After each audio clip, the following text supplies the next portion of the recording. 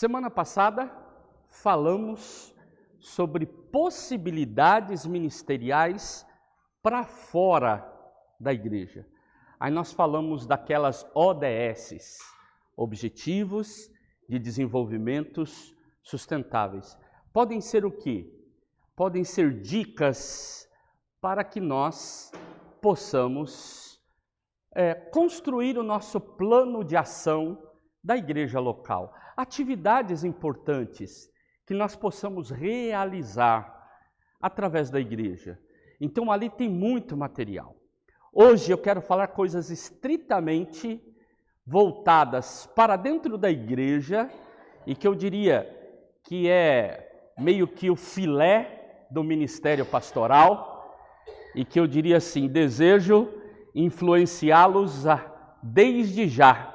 E vocês daqui a pouco, acho que ano que vem, não certeza, vocês terão a disciplina aconselhamento pastoral.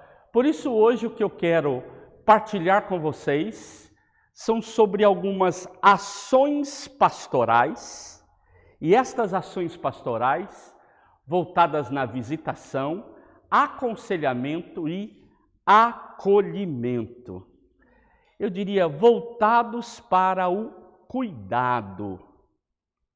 Nós vamos dialogar então sobre alguns subsídios que possam capacitar pessoas para essas ações, que pode ser uma ação daquele que é ordenado, daquela que é ordenada, como pode ser também ações de pessoas não ordenadas, que chamamos de leigos, leigas, nos cânones da igreja metodista ou em algumas comunidades, ou ovelhas, membros da igreja. Agora, como que a gente trabalha essas pessoas? Eu quero apresentar então aqui alguns subsídios que possam auxiliar. Há muitas ações pastorais na vida da igreja, muitas possibilidades de cuidado para dentro e para fora. Se na aula passada falamos do para fora, na aula de hoje eu quero falar um pouco do para dentro. Como que a gente cuida do rebanho que nos foi confiado, das pessoas que nós temos responsabilidade de cuidar? Como que a gente faz isso? Dentre as várias possibilidades, eu quero falar da visitação. Nós fizemos uma vez, o professor Nicanor Lopes, bons anos atrás, tá? Nós fizemos um ministerial lá na Fazendinha, em Piracicaba. Fazendinha é a fazenda que pertence à Unimep, e lá tinha um lugar onde a gente fazia acampamentos, encontros, e um ministerial de pastores da 5ª região eclesiástica foi feito lá. E ele estava fazendo algumas pesquisas e ele distribuiu um questionário com várias perguntas para pastores e pastoras. E, gente, pasmem, e é uma realidade, a maioria dos pastores e pastoras não gostam de fazer visita. E é o que as igrejas mais têm como expectativa, é que o pastor ou a pastora seja visitador, visitadora. Agora, o que eles não gostam? Não gostam de tomar chazinho, fazer isso? Não é só isso. É que o processo de visitação na vida da igreja é mais do que ir tomar um cafezinho, almoçar com alguém que seja agradável. Quando alguém fala assim, Pastor Marcos, eu gostaria de convidar o pastor para comer uma pizza lá em casa. Saiba que essa pizza desce quadrada. Porque a conversa ali, às vezes, é uma conversa difícil. O cuidar da pessoa ali no aspecto da visitação é porque, e claro, aquelas pessoas que participam do Ministério Diva, na sua igreja tem o Ministério Diva? Departamento de Investigação da Vida Alheia? Não sei se na sua igreja tem, mas em algumas igrejas ele é ativo. E aí então, pastora, fiquei sabendo que o líder dos jovens está e blá, blá, blá, blá, blá, blá, blá. Tem os irmãos paparazzi, né? Sabe aqueles que ficam esperando encontrar alguém em algum lugar, tirar uma foto e mandar para o pastor? Tem os irmãos do print, né? Começa a olhar as redes sociais e fala: pastor, olha o print que eu fiz da Débora, olha o que ela postou no Instagram dela. Que chique. O que significa? As pessoas às vezes querem conversar coisas difíceis. Ou somos responsáveis por fazer visitas e lidarmos com crises difíceis do relacionamento intrafamiliar. E, gente, você entrar num ambiente que é um ambiente que às vezes está num estado bélico, marido, mulher, pais, filhos, irmãos, a gente acaba levando chumbo. Então não é um ambiente fácil. Então, quando a gente fala assim, quando eu for para a igreja local, eu quero ser visitador, visitadora. A Eva, ela trabalhou como missionária designada durante um tempo lá no Nordeste. Ela deve ter experimentado um pouco dessas dificuldades, desses desafios, que é o desafio de você vai ao encontro das pessoas, mas não é fácil lidar com isso. Então, uma coisa é a leitura romântica, né? A leitura romanceada. Tudo é lindo. É o casal de namoradinho que olha para a lua e fala, a lua está tão linda. Ali já nasce altos papos para altos loves. Depois de muito tempo juntos, olha a lua. Eu estou vendo também. Quer dizer, há tensões. A questão própria do acolhimento, gente, como é difícil a alteridade. Ou seja, como é difícil a gente reconhecer o outro como outro nas suas fragilidades. E aí nós temos uma tendência que é a de julgar os outros com um peso, com um rigor maior. Mas quando a gente vai falar da gente, aí a gente é ameno. O Carlos errou. Como que pode um líder ser assim? E aí eu coloco um peso na vida dele. Mas é quando sou eu que cometo a mesma coisa que ele, fala, meus irmãos, foi um lapso, eu não sou assim. Somos extremamente otimistas quando falamos de nós, mas pessimistas quando falamos dos outros. E claro, eu acho que uma coisa muito legal é a gente aprender a lidar com este ministério, que é o ministério do aconselhamento. Gente, pastores e pastoras que sabem fazer um bom gabinete no aconselhamento, mas que não reduz o aconselhamento ao gabinete, ele consegue ajudar a sarar e curar algumas feridas na vida da comunidade. O aconselhamento não acontece apenas no divã pastoral. Existem pessoas que a gente consegue chamar para o gabinete e ir lá conversar. Existem pessoas que nos procuram no gabinete pastoral. Mas a grande maioria, não. Sabe onde que acontece parte do nosso aconselhamento? Lá no supermercado.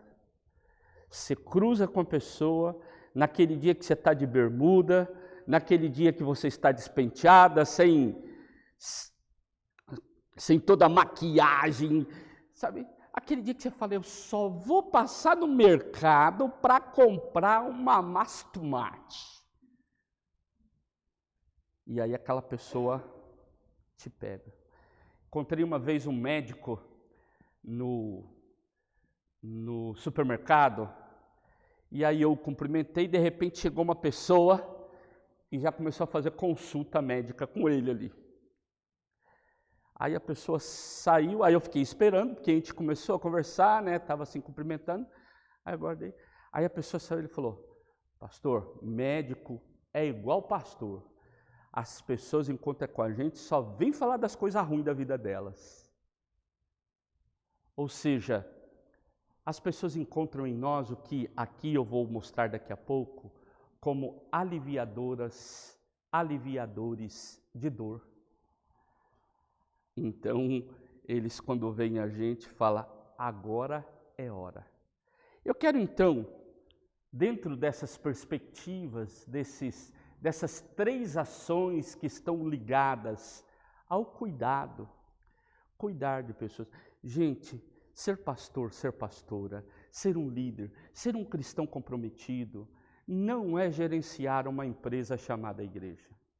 Isso daí faz parte do pacote, mas não é. Você pode ser um ótimo burocrata da igreja, cumprir todas as demandas que o bispo, a bispa mandar, que o seu líder mandar, mas não pastorear. E olha que a burocracia da igreja toma muito nosso tempo. Vocês não têm ideia do quanto a burocracia, vocês vão ver quando começarem aqui os metodistas a receberem lá as cartas da sede regional, tem que fazer isso, tem que fazer aquilo, responder a estatística X, tem que registrar os imóveis não sei das quantas, tem que diga ao tesoureiro que é para fazer isso, diga ao secretário que é para fazer aquilo, é para o procurador, procuradora da igreja fazer isso, aquilo. Gente, é muita demanda. E a gente às vezes pensa que cumprir essas demandas burocráticas eu estou fazendo. E aí, como eu sou um bom gestor, eu tenho conseguido fazer aqui a gestão da construção ou da reforma da igreja. Gente, o filé, o coração, a cardia do ministério pastoral é o cuidado de pessoas e não de coisas. Coisas a gente delega. Você tem ministérios de administração, você tem tesoureiros, você tem secretários, você tem professor. Agora, cuidar de gente é o que nós fomos habilitados. Alguém aqui já trabalhou em açougue? Açougue? Manja de cortar carne? Ninguém. Então, somos 2. Eu não entendo nada. Eu não sei fazer isso. Ontem a Letícia recebeu um comunicado meu num grupo X lá, que eu falei, para isso eu não sou habilitado. Para essa X tarefa. É a gente reconhecer, eu não sou habilitado para isso. Quando a gente vai no açougue, a gente gostaria que o açougueiro, a açougueira, desse a melhor carne, fizesse o melhor corte, fizesse o papel dele. As pessoas também, quando vêm ao nosso encontro, elas estão necessitando de um bom cuidado, assim como você, quando vai no médico, gostaria de ser bem cuidado. Qual que é uma crítica que nós muitas vezes temos às consultas médicas? Nem me examinou. Principalmente as pessoas mais velhas, a vovó, a mamãe, a titia, fala assim, eu fui lá e ele só perguntou e nem tocou em mim, nem me deu a pressão, nem me auscultou. Quando as pessoas chegam a nós, elas querem. E a nossa vocação tem que ser vocação para o cuidado. Então, coloquem ali no projeto, no plano de ação de vocês, o estudar bastante sobre isso. Cuidar de pessoas, de gente. Agora, cuidar do outro como outro e não do outro como número. E não do outro como barganha. Eu preciso de mais gente no culto, então eu vou florear meu culto para convidar mais gente, para tirar mais foto, para bombar mais na internet. Cuidar de pessoas não dá ibope. Não dá ibope. As pessoas têm muito problema. você cuida no privado e cuidar de gente, que na grande maioria no privado, não permite que você saia fazendo posts aí. Estou aqui com a irmã Débora, que está numa crise de depressão. Ela pensou em pular do edifício John Wesley nessa noite. Veja aqui. Eu vou expor. Estou aqui com a nossa irmã Ieda, ela está com problema conjugal. Alguém faz isso? No púlpito ainda, né? Agora, quando eu cuido da Débora, ninguém precisa de saber de nada. Quando eu cuido da Ieda, eu cuido da Ieda. Quando eu cuido... E assim, eu cuido de pessoas e é no privado. E às vezes os pastores e pastoras que mais se dedicam em cuidar de gente, eles não recebem certos reconhecimentos. Mas aquele que está na galera, aquele que está recebendo os flashes, lembra de uma novela que a mulher falava assim, cada mergulho é um flash? Nem lembro qual que é, mas tinha uma novela que a mulher falava assim, cada mergulho é um flash. Hoje assim, cada ação pastoral é um flash. Ou seja, há coisas que jamais vão ficar aparecendo. O que é aconselhamento? Claro que vocês vão aprofundar nisso aqui com a professora Blanches. E aí, uma questão muito importante é que a gente tenha ideia do mínimo. O que é aconselhamento? Se você digita num dicionário comum, ele vai dar o exemplo mais simples. Por exemplo, lá no Aurélio, ele não é especializado na área. Por isso que a gente tem dicionários especializados, dicionário jurídico, o dicionário de história, você tem dicionário de liturgia, dicionário de teologia, de filosofia. Num dicionário que trabalha de forma geral, vai dizer, olha, é o ato de aconselhar. Beleza? Mas o que é aconselhar? Dar conselho, indicar, recomendar, prescrever, receitar. Será que é isso que nós entendemos por aconselhamento dentro de teologia prática, teologia pastoral? Não. Porque não é dar conselhos, não é fazer exortações, nem encorajar a disciplina e prescrever condutas. Sabe essa ideia diretiva que às vezes pessoas mais velhas querem enquadrar os mais novos, ou que pessoas se sentem mais santas que outras querem enquadrar as menos santas? Por isso, e aí fala, por isso, Marjorie, você que é recém-casada, você tem que ser uma esposa assim, você tem que fazer... Como se dar conselho fosse eu prescrever um tanto de regra e ali eu dissesse, eu estou te ensinando. Ou, fala assim, Mário, por que você fez isso? Não, vem cá, vou te dar uns conselhos para você melhorar. E aí eu quero ali dar para ele alguns códigos de conduta. Não é isso. O que é que nós entendemos? Que é ajudar pessoas ou a pessoa a compreender-se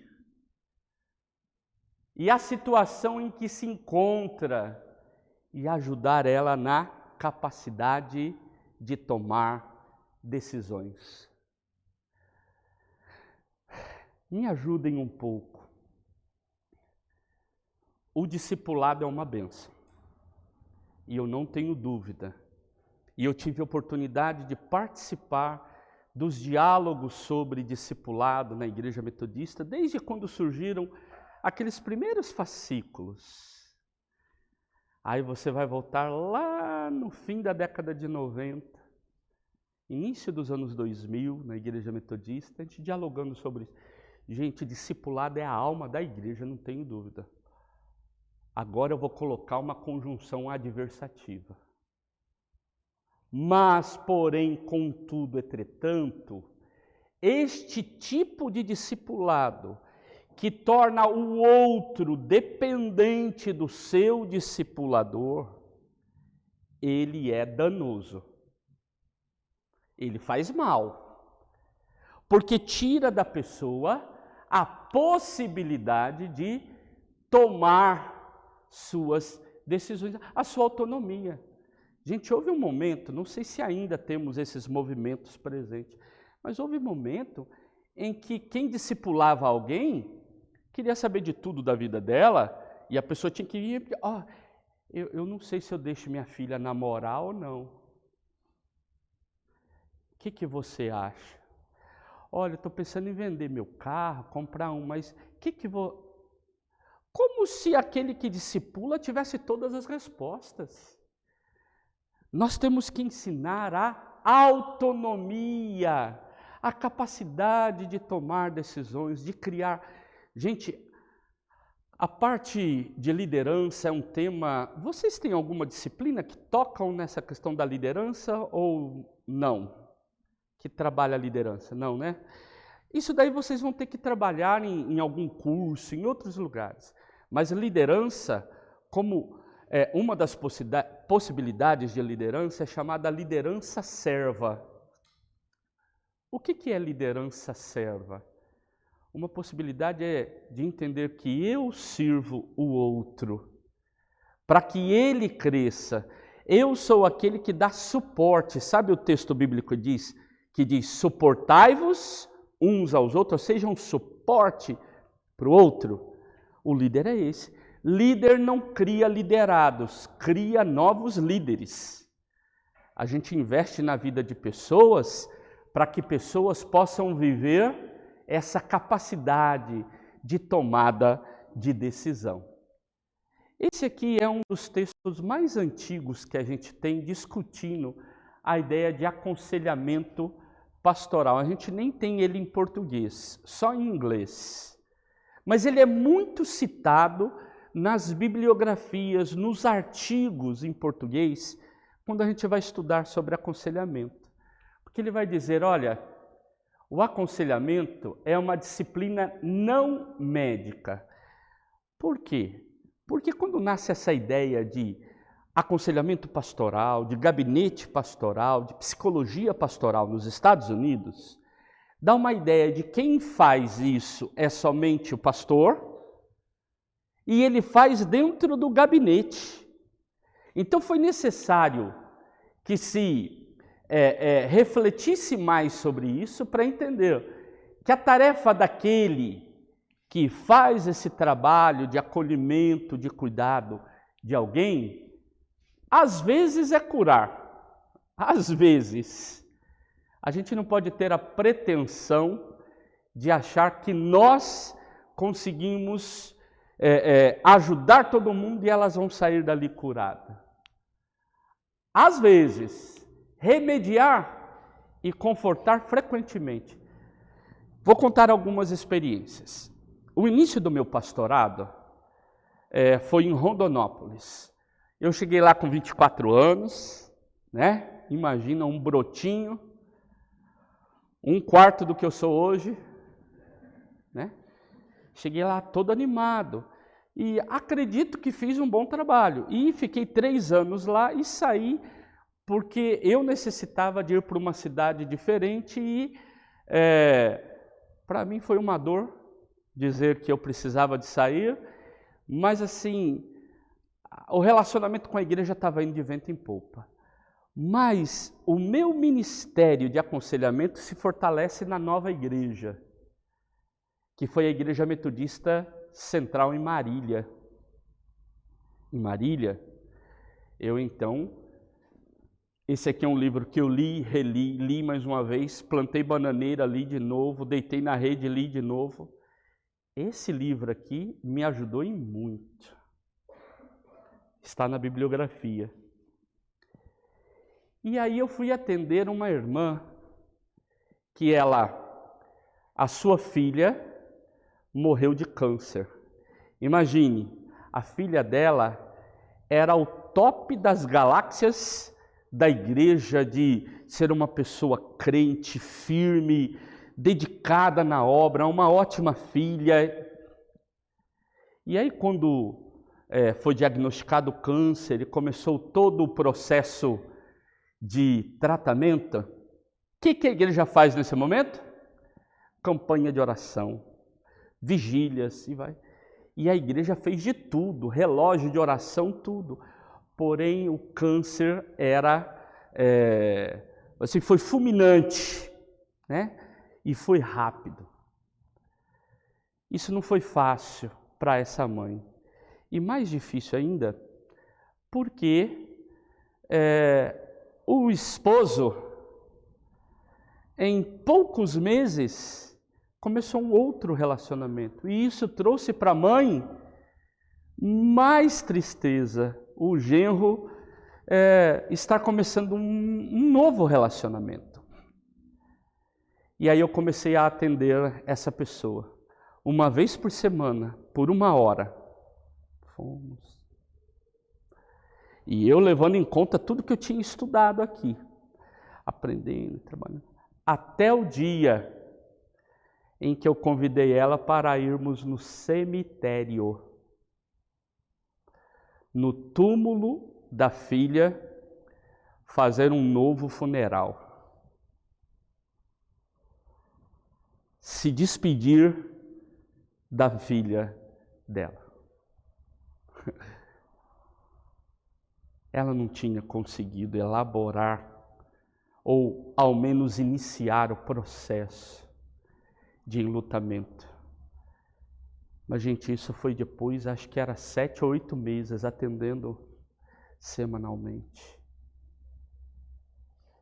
Tive oportunidades de trabalhar com algumas famílias em ajudá-las no processo de enlutamento antes da pessoa falecer.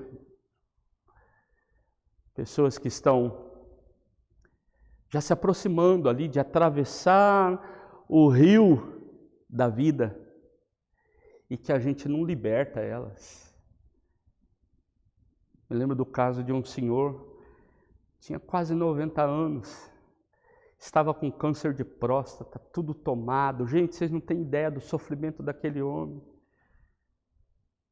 E as filhas e a esposa segurando o cara ali, sabe? Aí eu me lembro que eu fui fazer uma visita na casa e fiz um funeral antes dele morrer.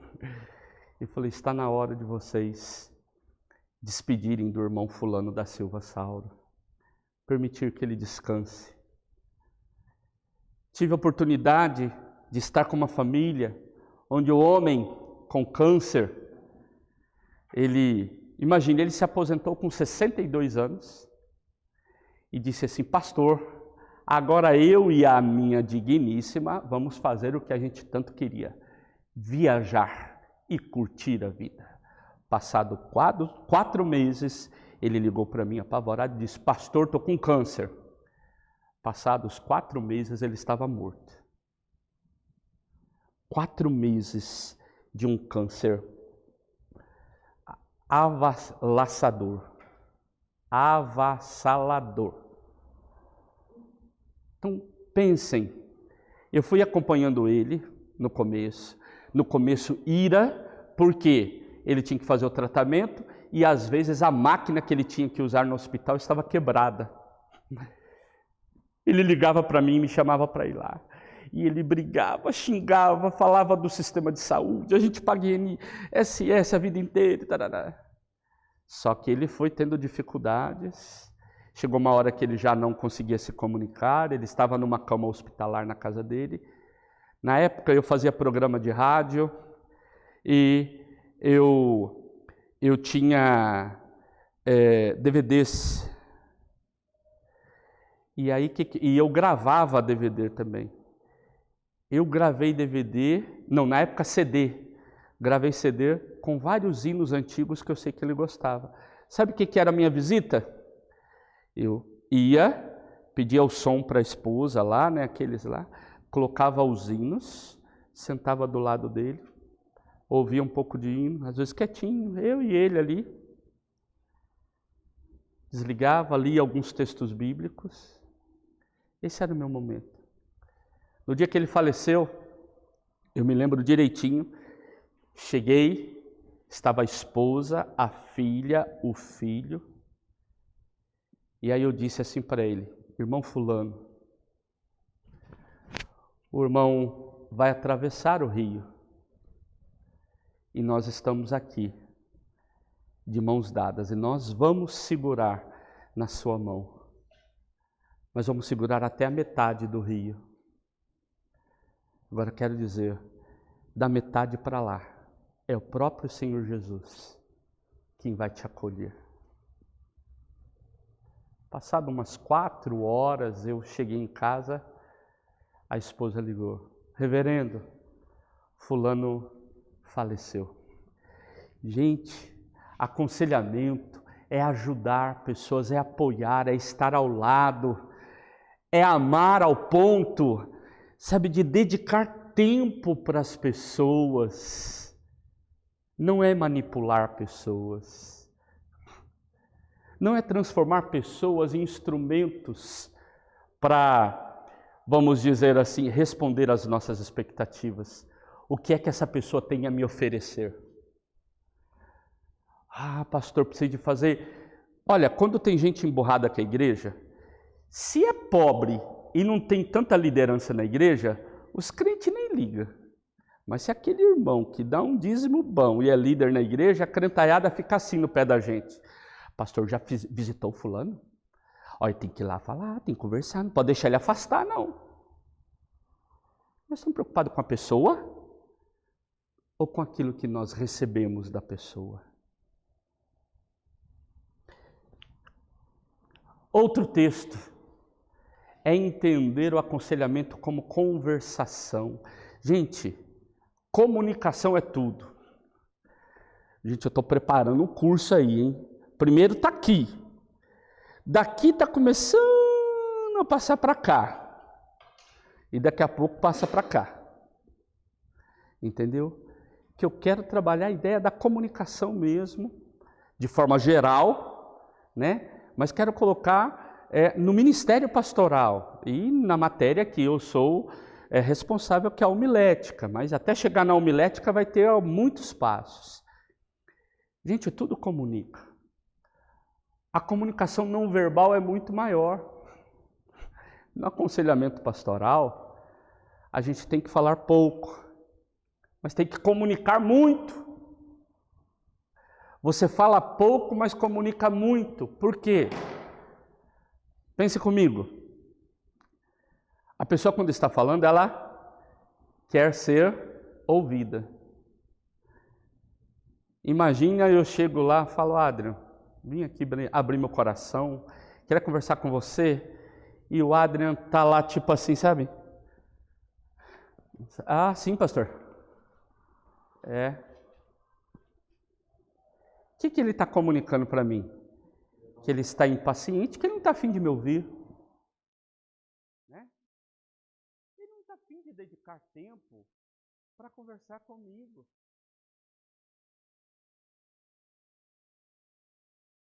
Você tem um minutinho aí? Aí ele para o que está fazendo, vem, dedica tempo. Tem uma escuta que se torna libertadora para mim. Ele demonstra. Vocês vão aprender ainda, né? Gente, escutar e fazer perguntas para quem está num processo de aconselhamento não é fazer pergunta de curiosidade. É fazer pergunta libertadora. Pergunta que aperta um botãozinho nela para ela promover, olha que palavra bonita, promover catarse. A pessoa jogar para fora. A gente faz perguntinha para fazer isso. Aí imagina o Castanha vem conversar comigo e eu falo assim: mas e aí, o que deu no final? Aí vai falar: nossa, o pastor está mais curioso de saber das coisas, né? E tem gente que até lambe os beiços, né? O que aconteceu? Não, nós estamos num processo que é de conversação, de ajudar pessoas, de valorizar a pessoa, a alteridade. Um outro, que é esse aqui, ó, desse livro, que eu trabalhei com vocês lá no primeiro ano, mas que eu trabalhei a primeira parte. Esse aqui fala da teologia prática, fala de várias ações, da liturgia no final, fala da homilética e fala do aconselhamento pastoral. O Lothar, ele vai trabalhar um aspecto aqui, que é falar assim, aquilo que estava como uma ação somente de pastores, pastoras, ordenados, ordenadas, precisa de ser entendido como uma ação de toda a comunidade, de todo o povo de Deus. E aí vai ao encontro daquilo que nós estudamos no início dessa disciplina, que foi lá, que a ação pastoral é de todo o povo de Deus, não é só de pastores e pastoras. Esse aqui, gente, o nome desse cara aqui é muito complicado. Olha aqui. Schneider. Cristo? Schneider alguma coisa. A professora Blanche já tentou me ensinar o nome dele, mas eu esqueço toda vez. Né? Agora ele vai falar aqui de algo muito legal. Ele vai dizer, ó, lá dos Estados Unidos, que trabalhou isso, que é uma expressão inglesa, estava num contexto. Nós estamos em outro. E aí a gente precisa de entender um pouco mais alguns termos como poimênica, clínica pastoral e psicologia pastoral. Gente, poimênica, que será que esse negócio chamado poimênica? Daqui a pouquinho a gente chega lá. Esse livro que eu falei para você, se você perguntasse para mim, professor, tem indicação de uma bibliografia para aconselhamento? Eu não sou o professor responsável por essa disciplina. Então, eu estou falando da minha formação, de quando eu fui formado, e o livro que me ajudou muito foi esse aqui, ó, do Kleinbell. Ele é um norte-americano, e ele trabalha a perspectiva, né, de crescimento, libertação e integralidade. Ou seja, quando eu vou ao encontro do outro, eu preciso de ajudar o outro a crescer como gente, como pessoa. Ele precisa de ser uma pessoa melhor. O Vinícius, em contato comigo, se a gente está numa relação de aconselhamento, de cuidado, eu preciso de lutar para que ele saia melhor desse relacionamento. Ou seja, como que eu faço para que esse aspecto de crescimento aconteça? Então eu preciso de fugir dessas posturas déspotas que temos. No ano, acho que retrasado, há uns 2 anos atrás, 3, não lembro, 2 alunas do noturno fizeram o trabalho de TCC sobre, como é que fala? Liderança abusiva, relacionamento abusivo de líderes religiosos. Não sei se vocês já viram aquela pesquisa que trabalha o aspecto próprio, que diz assim, feridos em nome de Deus. Já viram esse material? Se alguém tiver na internet aí e conseguir pesquisar rapidinho no Google para nós, feridos em nome de Deus, eu esqueci o nome da pesquisadora. Ela faz um trabalho de pesquisa fenomenal. Primeiro, Marília, isso mesmo. Marília de Camargo César. Gente, querem um bom livro para ler? Abaixe o PDF, né? Se conseguir, leia. Ela faz um trabalho fenomenal. Por quê? Ela faz um trabalho de campo. Porque ela foi uma pessoa ferida pela liderança da igreja.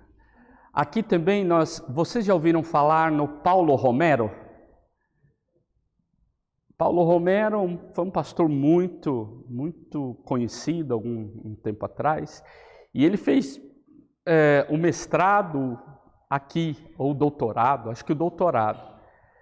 E ele escreveu a tese dele, que virou um livro que bombou, que é Decepcionados com a Graça. Esse daí você consegue o PDF também, de grátis na internet. Ele diz assim, as pessoas não estão decepcionadas com Deus. Estão decepcionadas com aqueles que falam de Deus. Porque eles pregam a graça, falam da graça, mas exigem outras coisas que não é a graça. Então, como que a gente pensa esse aspecto do crescimento do outro? A libertação, entender o outro como uma pessoa autônoma. Gente, Deus te chamou, Adrian, para pastorear um povo para Ele e ensinar esse povo a ser povo, aquele crente a ser crente e não depender de você. Quando você estiver lá, sua autoridade está porque Cristo te dá autoridade. Não é porque você diz assim, o melhor amigo do pastor é o Cão Nunes. Você sabe com quem você está falando? A nossa autoridade não está nisso não. Precisa de passar por outras coisas. E tem gente que nunca vai se submeter à nossa autoridade. Dorme com esse barulho. Tem gente que vai dar trabalho. Faz parte da diversidade humana. Mas no que depender de nós, vou fazer uma paráfrase lá com o versículo bíblico que diz, no que depender de vós, tende paz com todos. Quero dizer, no que depender de vós, de nós, vamos fazer o melhor, o certo, o ético. Porque tem hora que dá vontade de fugir da ética, gente. Tem hora, já vira aquela dualidade daqueles que falam assim, agora eu estou no espírito, mas agora eu estou na carne, hein? Não mexe comigo, que eu ponho o teu nome lá no meu caderninho de oração, cor de abóbora, né? Porque a gente está com raiva. E pensar, na integralidade. Gente, não cuidamos de alma, não cuidamos da vida psíquica, não cuidamos do corpo só, nós cuidamos de tudo, do ser como ser integral, como gente. Porque os nossos irmãos, o irmão Saulo está passando por um momento difícil, vamos lá levar uma cesta básica para ele. E aí a gente se preocupa com a cesta básica. Só que ele não está com problema só de alimentação, ele está com outros problemas. Não adianta eu achar que eu levei a cesta básica e acabou. Como não adianta eu achar que eu vou lá evangelizar e falar Jesus te ama e acabou. Eu preciso de entender qual é essa ligação entre crescimento, libertação e integralidade. E é algo que dura a vida toda. Ninguém está pronto. Ninguém nasce pronto e vai se desfazendo. A gente nasce não pronto e vai se fazendo. Essa não é minha não, aprendi com o Mário Sérgio Cortella. Né? Eu amo ficar escutando a palestra desses caras que são inteligentes, né? Porque esses caras me ajudam a enriquecer algumas coisas na minha reflexão e eu trago para o mundo da teologia. Ele vai dizer, olha, uma das questões importantes é entender que nós temos o papel de avivar a mente, desenvolver recursos de personalidade. Gente, eu sou irado mesmo. Não mexe comigo que na hora que eu fervo, eu sou descendente de espanhol, eu sou descendente de italiano, mexe comigo para ver. Eu dou um boi para não entrar na briga, mas se eu entrar eu dou uma boiada para não sair. Tem gente na igreja que fala desse jeito? O meu papel é ajudar ela na personalidade dela, ajudar ela a avançar. Não adianta eu brigar só com ela, fazer de conta que ela não sente isso, porque ela sente. Tem pessoas que se sentem empoderadas, tem gente que se sente poderosa, entendeu? E vou dizer, quanto mais tempo de igreja e mais respeito tem, a pessoa vai ficando mais à vontade na liderança. O nosso papel é ajudar essas pessoas, ajudar elas a serem melhores pessoas, ajudar essas pessoas a se aprimorarem. Um outro aspecto, revitalizar o corpo. Gente, vocês perceberam que eu estou fazendo academia? Estou ralando. Teve gente um dia, aquele ser vivo ali, aquele ser vivo ali, me viu fazendo aquela lá, sabe aquela, Débora, que a gente faz assim, ó. Aquilo ali é do diabo. Aquele não pertence. Aquele ali tinha que ser rompido de uma faculdade de teologia. Não uma universidade onde tem pessoas santas como vocês. Mas você fazer aquele negócio para mim, que sou... Deixa eu ensinar uma para vocês. Quando eu fui internado, eu descobri a seguinte palavra lá nas minhas anotações. Paciente com abdômen globoso. Chique para falar barrigudo, né? Para quem tem o abdômen globoso, credo, para quem tem o abdômen globoso, é difícil esse negócio aqui, ó. Não é fácil. Mas aqui nós não estamos falando só desse aspecto, né? Do aspecto próprio do cuidado com a academia, com a educação física, essa coisa. Não, nós estamos falando muito mais da relação com o corpo. Nós vivemos hoje um tempo em que as pessoas são reféns da moda. Qual que é o papel, ou quais são os blogs que mais, ou canais, ou o que a gente quiser falar nas redes sociais, que mais, vamos dizer assim, ganham adesão? São aqueles que prometem certos milagres. Três dicas para você emagrecer em uma semana. Castanha, fala a verdade. Nós que somos, vamos dizer assim,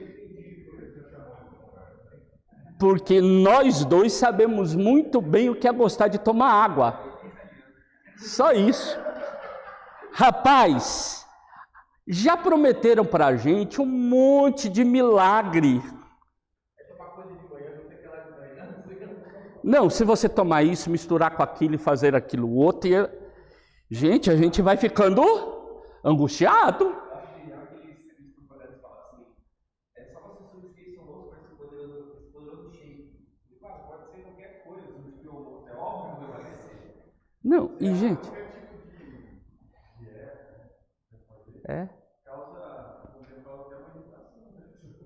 Não,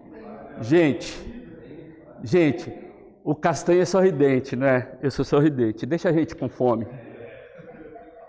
Deixa a gente com fome para vocês verem o que é uma fera. É alguém bravo. Gente, cuidar do corpo de uma forma geral. É difícil a gente se sentir bem resolvido num tempo de pressão. Quando você se sente pressionado, a beleza é um padrão que é colocado. E aí a gente pinta cabelo, a gente coloca botox, a gente faz maquiagem, faz lipoaspiração, a gente faz uma... É errado isso? De jeito nenhum. Gente, se sentir bem é a coisa mais gostosa que tem. Agora o problema é quando nós ficamos escravos e não conseguimos lidar com o nosso próprio corpo de forma amorosa. Eu tenho dificuldade em lidar com o meu corpo, em lidar com aquilo que eu sou. Gente, a corporeidade é muito importante de ser trabalhada. Lidar com a gente mesmo. Outro aspecto aqui, outro aspecto é renovar e enriquecer os seus relacionamentos íntimos. ajudar as pessoas a repararem os seus relacionamentos. Gente, a gente precisa de um grupo mínimo de amizade. É tão bom quando esse grupo de amizade tem certas afinidades e essas afinidades nos tornam melhores. Agora eu preciso de ajudar as pessoas a terem relacionamentos íntimos. Não é ter 5.000 amigos no Facebook. 5.000 amigos no Facebook significa não ter nenhum amigo. Na hora que a coisa fica ruim, gente, quando alguém posta uma coisa que você não gosta, começa a te incomodar, é simples no Facebook. Você simplesmente, qual que é a linguagem do Facebook? A gente... Hã?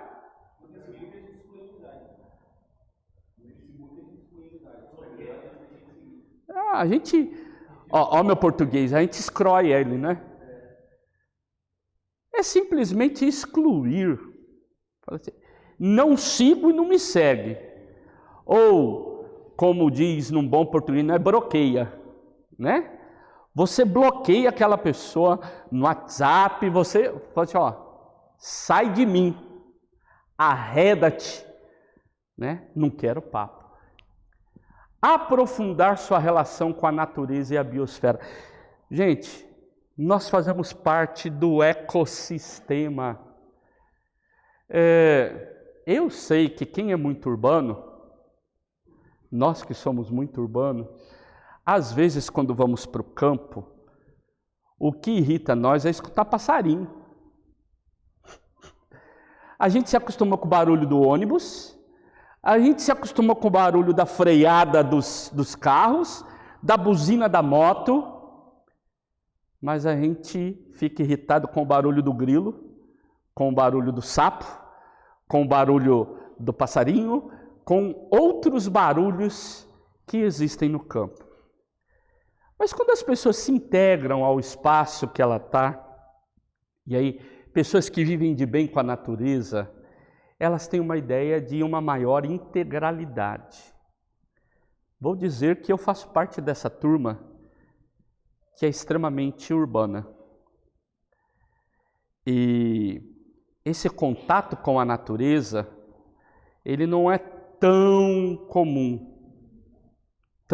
de ficar ali, de viver, né? Mas como é importante nos pequenos espaços onde nós estamos, entendermos que é necessário esse aprofundamento. Crescer em relação a instituições significativas da vida.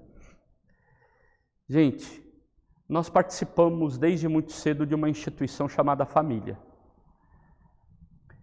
E algumas famílias nunca foram, nunca serão, e nós sabemos que não existem as famílias de propaganda de margarina. Lembram das famílias de propaganda de margarina? É mais ou menos o seguinte: a criança não foi para a escola ainda de manhã. Logo, se ela entra às 7, ainda vai sair dali, deve ser umas 6:30 da manhã, 20 para 7 no máximo, não sei a distância, mas se eles ainda vão tomar café, a criança já está empetecada, linda, maravilhosa. A mãe, que é a do lar, está linda, maravilhosa, empetecada, toda maquiada. O pai sempre está de gravata, então sempre tem um bom trabalho. E não tem crise nenhuma na mesa. Lá não tem criança falando, mãe, ele pegou minha meia, mãe, ele está com a minha camiseta hoje, mãe, manda ele tirar, ele pegou meu lá. Lá não tem essa crise. A família de propaganda de margarina é a família perfeita, não tem problema. Essa família não existe. Agora, como que a gente ajuda as pessoas a trabalharem de forma mais aprofundada seus relacionamentos na família? É difícil. Vivemos um tempo, aí vamos voltar lá no Zygmunt Bauman, quando ele fala do aspecto de uma sociedade líquida. Se na modernidade sólida a gente tinha esse compromisso com a instituição, com as narrativas, com a tradição. Com a modernidade líquida, ninguém quer tanto compromisso assim.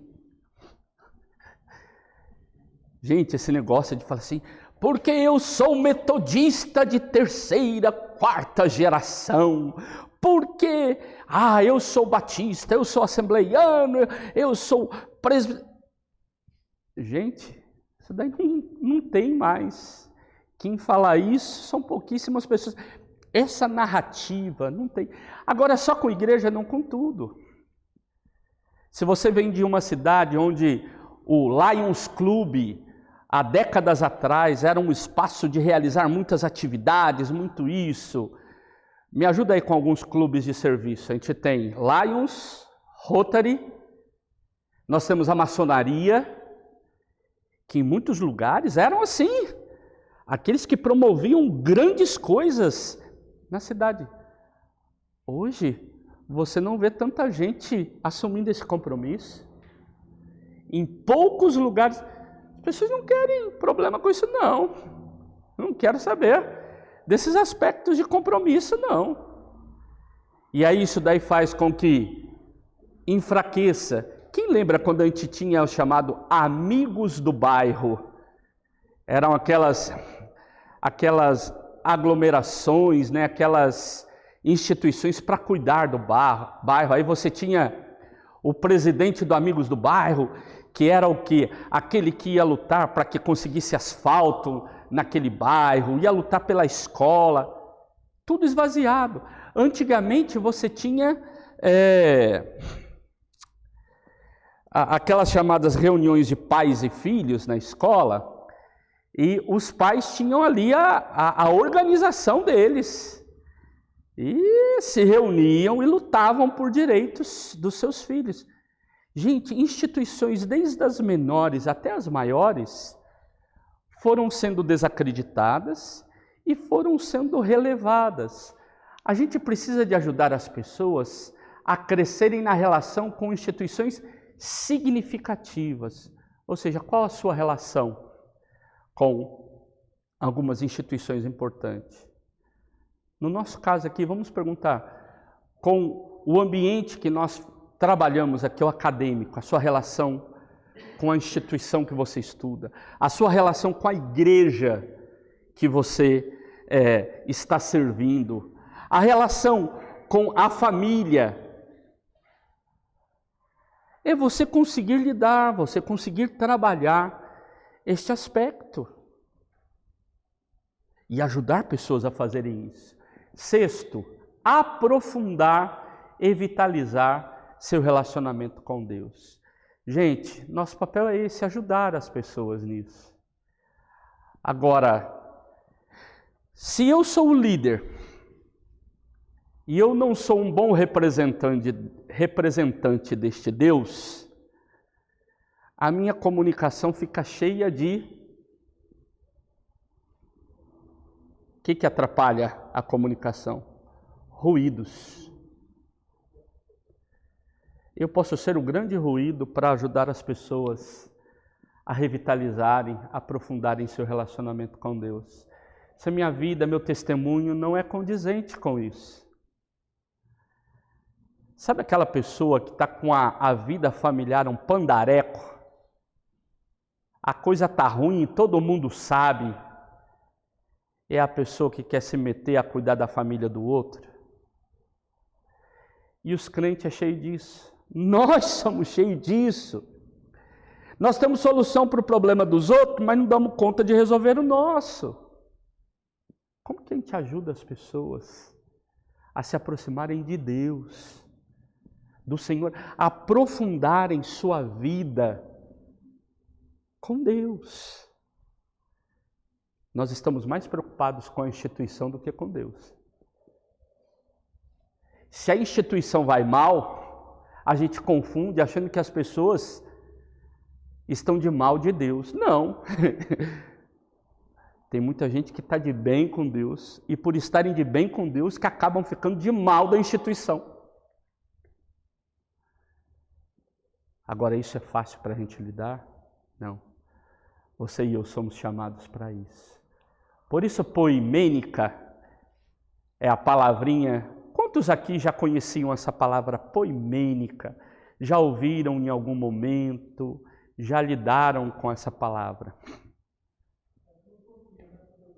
Oi? Filosofia? Pode ser. Mas eu acho que é mais uma área da psicologia ou da pastoral. Porque poimênica vem de pastor, poimene. Poimênica é a ação pastoral, a ação cuidadosa. Ou seja, aquilo que nós fazemos cuidando dos outros. Deus me chamou, Deus te chamou, se você quer ser pastor, pastora, né, de tempo integral, para cuidar das pessoas. Agora, só nós que queremos o ministério ordenado, não todo o povo de Deus é chamado para pastorear, para ações pastorais. Essas ações pastorais são ações de cuidado. Temos vários livros, eu quero destacar um aqui, ó. Cuidando do ser. Nós temos várias possibilidades. Eu dei aula domingo na escola dominical e nós tínhamos lá uma psicóloga que eu gosto muito, né? Uma psicanalista, e ela é winnicottiana. É de Winnicott, vem da psicanálise. Então vamos imaginar, você tem o Freud, do Freud tem um monte de gente, mas do Freud você tem uma discípula que acaba rompendo em parte com ele, que é a Melanie Klein, e ele rompe com a Melanie Klein e começa uma outra escola. Isso tem a ver com opções. Lembra lá da epistemologia que eu falei uma vez para vocês, lá que eu trabalhei com vocês? Ou seja, a gente faz opções. E a gente pode fazer opção dizendo assim, olha, eu vou assumir essa escola psicológica ou essa linha psicanalítica. O Winnicott, ele é um que trabalha essa ideia do cuidado do ser. Eu gosto muito, desde a época que eu estudei, e hoje eu dou aula na pós-graduação em aconselhamento, eu cuido da área da comunicação e cuido da área da família. E, gente, pensem comigo, como que a gente trabalha o cuidado com essas pessoas? Aí uma pessoa que eu gosto é o Carl Roger, não sei se vocês já ouviram falar. Carl Roger tem a seguinte postura, é o aconselhamento centrado na pessoa. Eu não estou aqui trabalhando altas teorias, eu estou pensando na pessoa. O meu alvo de cuidado é a Letícia. E a Letícia que vai ser a pessoa com quem eu vou lidar. Não é sobre uma hipótese, uma ideia. E aí é ela quem vai me ajudar a cuidar dela. Por isso eu tenho que entendê-la. É diferente de eu querer olhar para uma pessoa e dizer assim, eu acho que ela é assim, logo eu vou. Não, eu preciso de sacar dessa pessoa. E uma possibilidade que Carl Roger nos coloca é essa ação cuidadosa também. Agora, eles são pastores, alguma coisa? Não, eles são da área da psicologia. Nós usamos o ferramental, ou seja, aproveitamos o conhecimento dessa área e trazemos para nós. Essa ação poimênica, segundo o Clinibel, apresenta 5 funções. Ele vai trabalhar cura, sustentação, orientação, reconciliação e nutrição. Eu não quero avançar muito mais aqui, porque vocês depois podem se aprofundar, lerem, irem atrás. No Google Books, vocês têm o livro quase que completo, podem ir lá. Google Books, que são os livros do Google. O Google ele tem alguns livros que ele coloca uma boa parte dele. Eu não sei se é 70%. ele acaba colocando, então você tem muito material para ler, gratuitamente. Gente, eu quero vir finalizando essa parte dizendo, dentre as várias ações está de cuidar de gente, cuidar de pessoas. Cuidamos de pessoas e não de almas. Seres que são psicofísicos, sociais, espirituais. Essa complexidade do humano nós não damos conta. Eu posso olhar para a pessoa como um montoado de reações químicas. E de fato é, mas não só. Um montoado de ações biológicas. É, mas não só. Um montoado de emoções. É e não só. Um montoado de órgãos. É e não só. Somos muitas coisas. Como que a gente aprende a lidar com essa integralidade do ser humano? Por isso nós temos N possibilidades de olhar. Olhar para o ser humano a partir de uma perspectiva psicológica, a partir da história, a partir da língua, a partir da cultura, a partir do direito. Quantas possibilidades nós podemos olhar para o humano? Agora aqui eu queria incentivar vocês a olhar a partir do cuidado pastoral. Como que nós olhamos para a pessoa? Como que nós nos aproximamos da pessoa? A gente tem uma tendência a julgar, nós temos uma tendência a pré-julgamentos, não é uma palavrinha que a gente usa muito, mas ela está impregnada na gente, que é preconceito. O preconceito, o que é? Um conceito antecipado. Eu falo, não vi e não gostei. Não comi e não gostei. Não ouvi e não gostei. A gente já julgou antes de conhecer. E como a gente tem uma tendência muito forte em fazer isso. E aí, num mundo marcado pelo egoísmo, cada um quer cuidar de si. Mas o cuidado pastoral ele vai na contramão de tudo isso. É deixar de olhar para nós para olhar para o outro. Está ligado muito a esse aspecto aqui que Jesus nos apresenta do amar a Deus acima de todas as coisas e ao próximo como a nós mesmos. Agora, ninguém passa por essa vida sem experimentar amarguras, frustrações, tristezas, angústias. Ninguém passa. Pessoas que são duras com outras pessoas é porque elas são duras consigo mesmas, tá? Aprenda isso. Você vai cuidar de algumas pessoas, ou você conversa com alguém, algumas pessoas são duras, né? A Ieda, ó, ela é assim, sabe? Porque, ó, ela não pode ser líder do ministério da oração, não. Ela não tem vida com Deus, não. E é dura com a Ieda, porque às vezes é dura consigo mesmo, não se perdoou de alguns erros, não se reelaborou, não se reinventou. Gente, dentro de nós podemos dizer o seguinte: nós somos como um guarda-roupa de adolescente. Eu gosto de usar esse exemplo.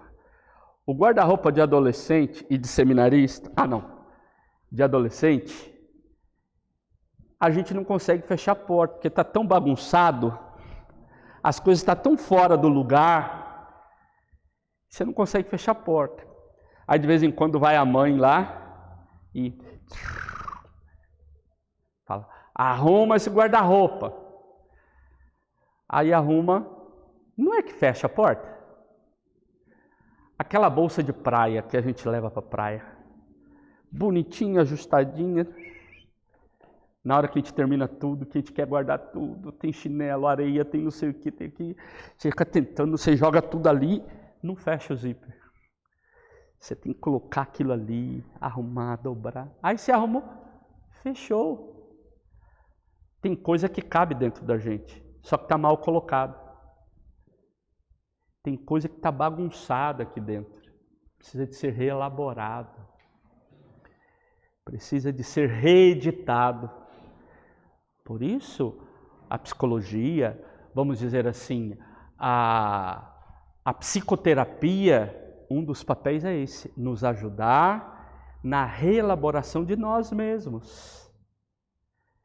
Agora, nós precisamos de ajudar as pessoas nisso, porque às vezes nós não reconhecemos que já passamos por problemas. Quer um texto bíblico que exemplifica legal? Lembra daquele cara que devia para o Senhor e o Senhor perdoou a dívida dele? O que o texto bíblico diz? Que ele saiu dali e fez o quê? Quem se lembra dessa passagem bíblica? E ele espancou, cobrou. Sabe que às vezes nós somos assim? Nós esquecemos daquilo que nós já experimentamos, da graça, do cuidado nos momentos em que nós não e nunca fomos e nunca seremos tão perfeitos assim. E sabe o que nós fazemos? Exigimos do outro. Olha, pode ser um jargão que eu vou falar, mas as pessoas mais moralistas são as que mais escondem as coisas. Quanto mais moralismo, quanto mais a pessoa fica ali, sabe, moralista ao extremo, pode crer, ele fica escondendo, ele está se protegendo. Eu preciso de entender que todos nós podemos experimentar. O próprio Jesus experimentou, gente. Jesus disse assim: no mundo tereis aflições, tenham bom ânimo, eu venci.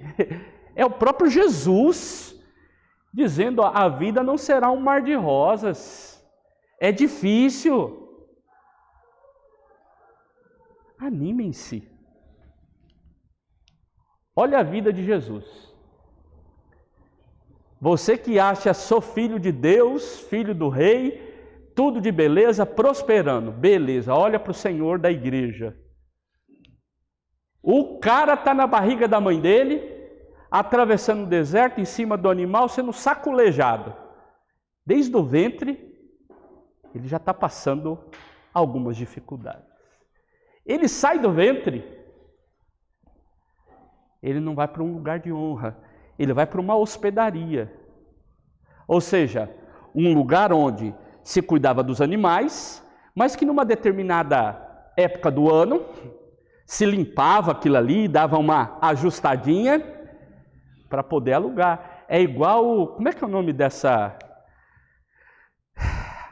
plataforma aí que o pessoal aluga a sua própria casa de...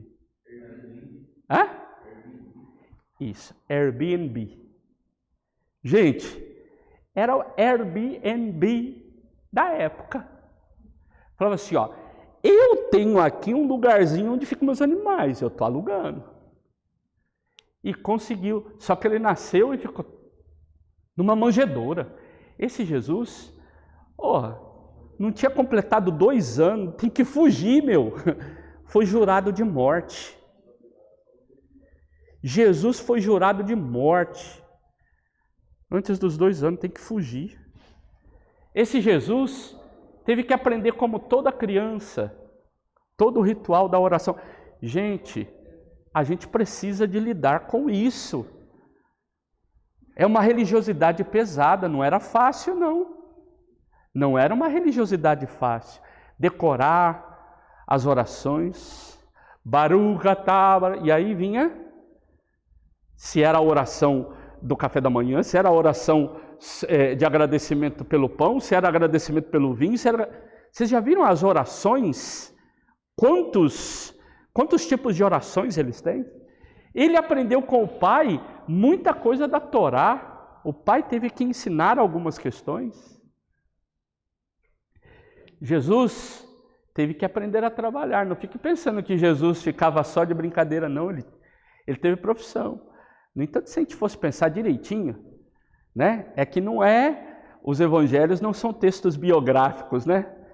Mas daria para a gente tirar uma com Jesus e dizer assim, como é que um cara que é carpinteiro quer manjar de pescaria mesmo? Não vai dar certo. Por isso que ele tinha que aprender com os pescadores. Porque ele não era pescador, ele era carpinteiro. Ele aprendeu a vida inteira com o Pai a ser carpinteiro. Jesus vai começar o ministério dele. Gente, ele chega lá no deserto. E aí ele recebe uma prova de fogo no deserto. Momento difícil. Depois ele passa o ministério dele todo sendo perseguido. E tendo que chamar a atenção de escribas, fariseus, doutores da lei e muito mais. Jesus está terminando o seu ministério. Onde que ele está? No Getsemane. O que ele está dizendo no Getsemane?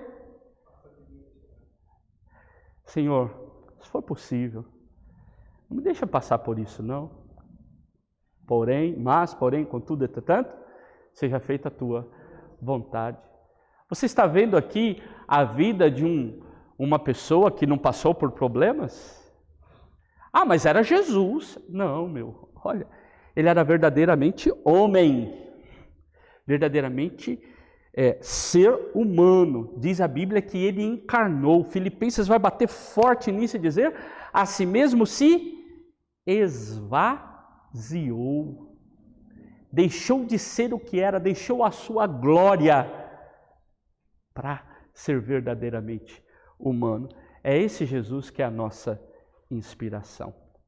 Quero terminar por aqui, porque eu acho que essa é a última aula antes da prova, não é? Semana que vem é Semana Wesleyana, e depois o nosso próximo encontro vai ser depois da prova. Vocês vão fazer a prova no primeiro horário, na internet, em casa, ainda com a sua touquinha, seu pijama, aquela meia de lã, né? Aí você termina a prova, e aí nós vamos nos reunir, nós vamos tentar arrumar o gama, e aí eu preciso que você, através do grupo lá, vocês vejam como vocês poderiam se organizar, né? Com lanche, essas coisas, para a gente ter um momento gostoso de encerramento, de fechamento, né? Nosso, um café da manhã gostoso lá, são momentos marcantes, né? Então eu desejo isso, eu acompanhei vocês na homilética e aqui no Ministérios. A gente fecha então nessa aula. Então eu gostaria de terminar, tem mais coisas aqui que vai ficar lá no Moodle, vocês fazem download depois, mas lembrar, a parábola do bom samaritano é um grande exemplo para nós. Esse discurso de ser religioso, sacerdote e levita, se ele não vai para a vida cuidar de gente, recebe a crítica do Senhor. E aquele que não tinha nada de religiosidade, se torna o exemplo para os religiosos, porque foi capaz de enxergar o outro, olhar para ele e ver qual era a necessidade dele. Que eu e você possamos ser representantes da fé, mas que tenha a sensibilidade do samaritano. That's okay?